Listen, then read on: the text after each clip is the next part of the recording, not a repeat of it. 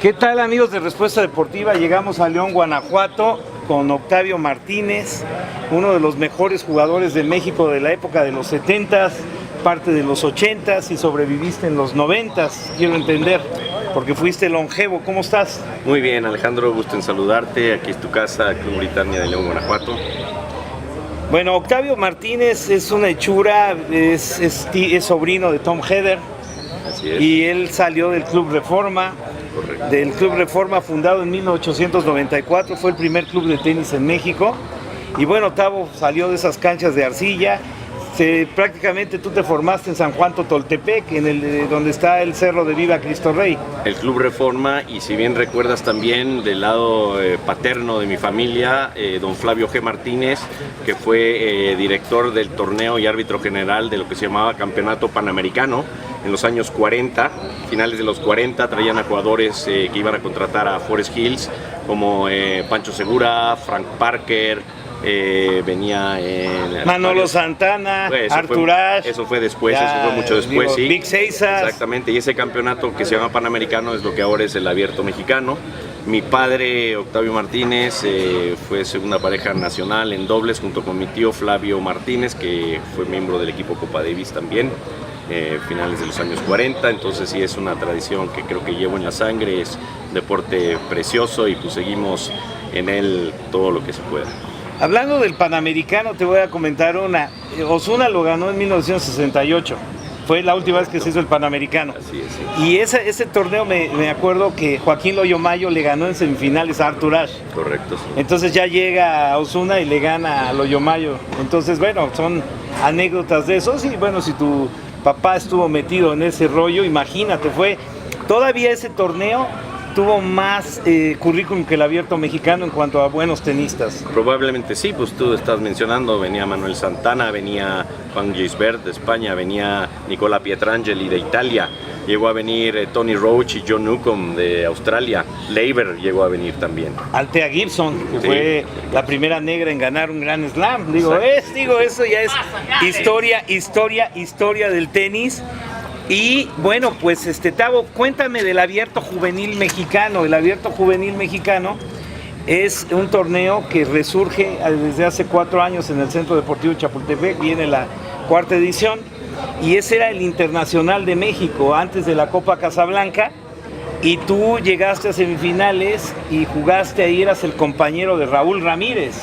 Sí, el Campeonato Internacional Juvenil, que se llamaba en diciembre por la época del Orange Bowl, y me tocó jugar 3 años, creo, de lo que me acuerdo. El primer año por equipos estaba yo con Carlos López Hernández y perdimos contra Guillermo Vilas de Argentina y se apellidaba Ricardo Cano de Argentina también.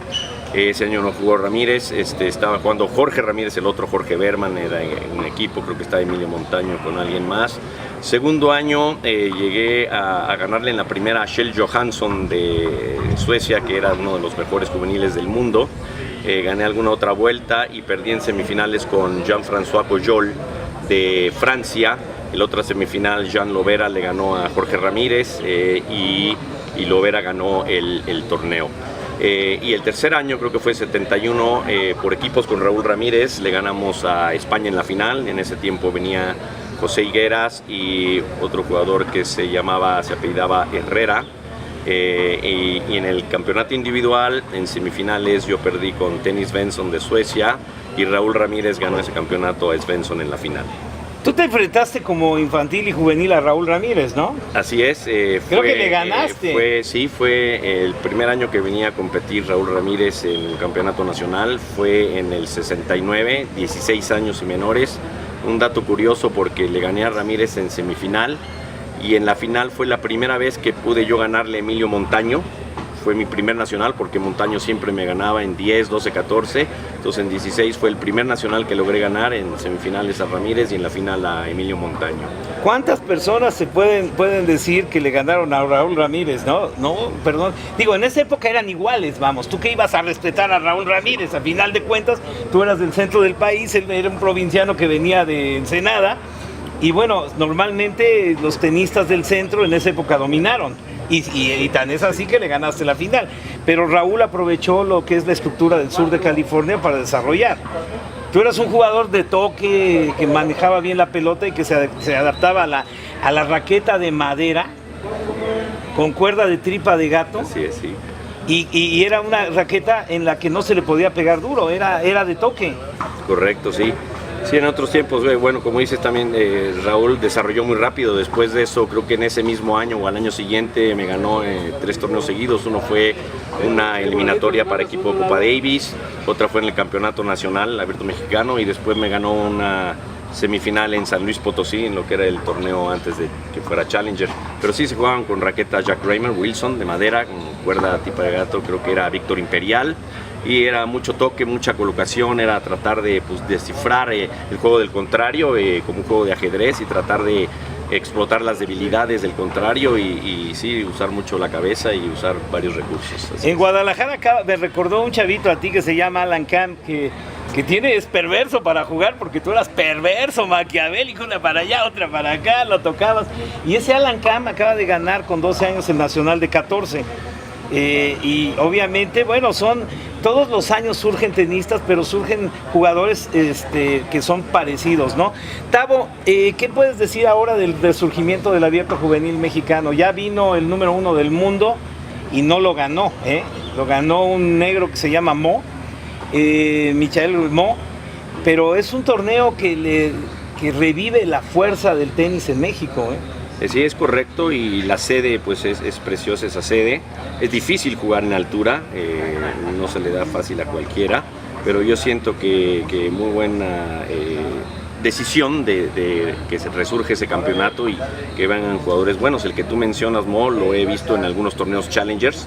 Se considera una promesa juvenil del tenis americano, junto con otro Francis Tiafoe y algunos otros que están jugando bien. Y Taylor Fritz, sí. Que Taylor Fritz era tu cuate, ¿no? El papá, sí, muy amigo mío. Sí, el papá era amigo de mexicanos. Sí. Es un cuate que sí es californiano, o se desempeña en California, y que no tiene problema que los mexicanos crucen la frontera, porque al ser coach de una universidad estadounidense, tuvo a muchos tenistas mexicanos bajo su cargo, o sea, habla español perfectamente. Sí. Pues bien, Tavo, un gusto haberte saludado aquí en tu club. Eres el profesional del Club Britannia de León, un gusto. Y bueno, pues estamos nosotros pues por todo México, México. ¿Tú crees que México va a volver a tener buenos jugadores? Yo tengo la fe de que sí. Yo tengo la fe que ahora los muchachos tengan más hambre, tengan más ganas de seguir luchando, de jugar bien afuera, de foguearse, jugar torneos en el extranjero, poco a poco que les vaya bien, y yo tengo fe de que pueda resurgir el tenis mexicano. Buenos días. Muy bien, Tavo, pues enhorabuena por tu trabajo aquí. Y bueno, despídete de la gente de Respuesta. Muchas gracias. A Respuesta Deportiva le mandamos un afectuoso saludo. Éxito.